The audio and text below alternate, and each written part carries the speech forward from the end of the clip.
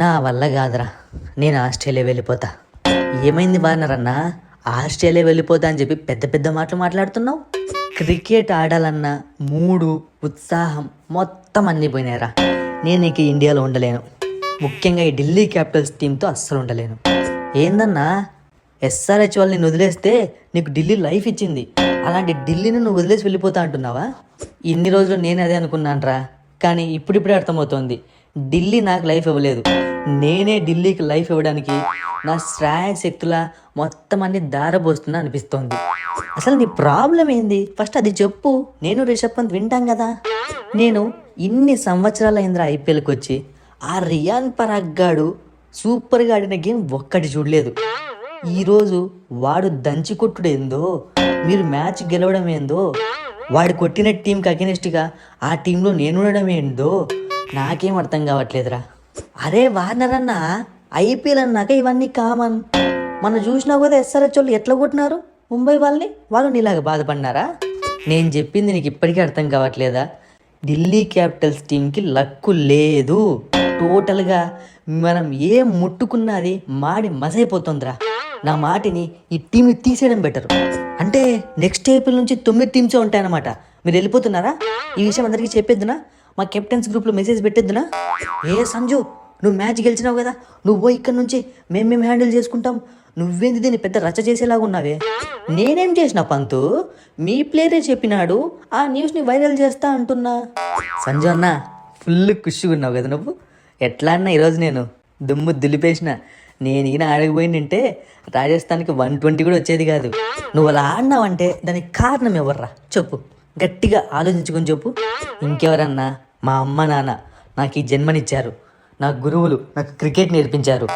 నీకు అసలు విశ్వాసమే లేదు కదరా, నువ్వేం మనిషివిరా? ఏందన్నా అంత మాట అనేసావు?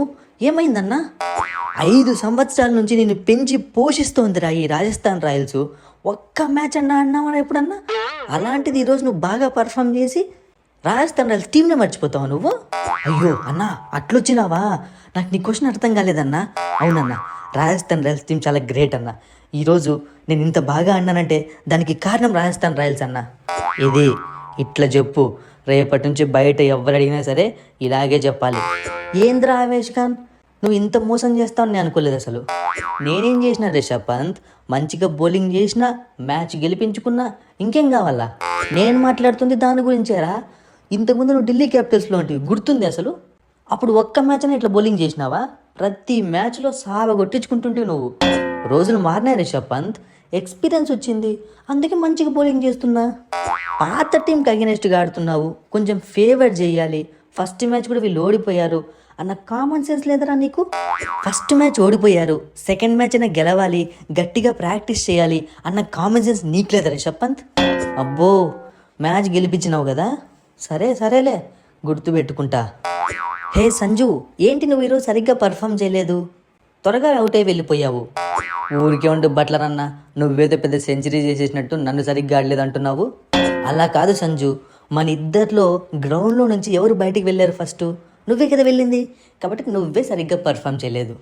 అంటే రన్నులు ఎవరు కొట్టారు, 4లు ఎవరు కొట్టారు, ఇవన్నీ చూసుకోవా?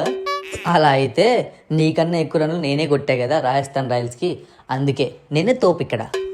ఇవన్నీ కాదు కానీ నెక్స్ట్ మ్యాచ్ అన్న నువ్వు బాగా పర్ఫామ్ చేయన్నా. 2 మ్యాచ్ల్లో హ్యాండ్ ఇచ్చావు, ఇట్లా ఆడితే మనం మ్యాచ్ ఎట్లా గెలుస్తాము? ఏంటి నేను ఒక్కడనే ఆడినట్టు నాకే చెప్తున్నావు? ఆ యశస్వి జైస్వాల్ కూడా ఆడలేదు కదా, వాడికి చెప్పు. ఏంది బట్లర్ అన్న, చిన్నపిల్లల మీద చాడీలు చెప్పినట్టు నా మీద చెప్తున్నావు? నేనేదో కుర్రాన్ని 2 మ్యాచ్లు టెంప్ట్ అయ్యి అవుట్ అయిపోయాను. నేను ఆడితే ఎలా ఉంటుందో నీకు కూడా తెలుసు కదా. అదేం కాదు, మన ఇద్దరం ఓపెనర్స్, ఇద్దరం ఆడలేదు, ఇద్దరికి చెప్పాలి. నన్ను ఒక్కరిని స్పెషల్గా పిలిచి చెప్తే నేను ఊరుకుంటానా? అంత లేదు, నేనేం పిచ్చోడిని కాదు.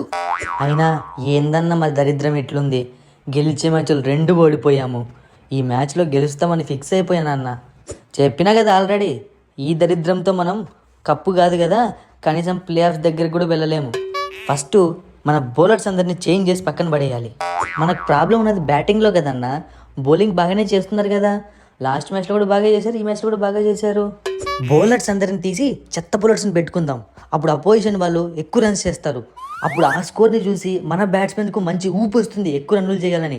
అలా రివర్స్ ప్లాన్లో వెళ్దాం. అదే వర్కౌట్ అవుతుంది. అన్నా నాతో చెప్తే చెప్పినావు కానీ ఈ ప్లాన్ రికీ పాంటింగ్ అన్నతో చెప్పకన్నా, నిన్ను ఖచ్చితంగా హాస్టల్కి పంపించేస్తాడు.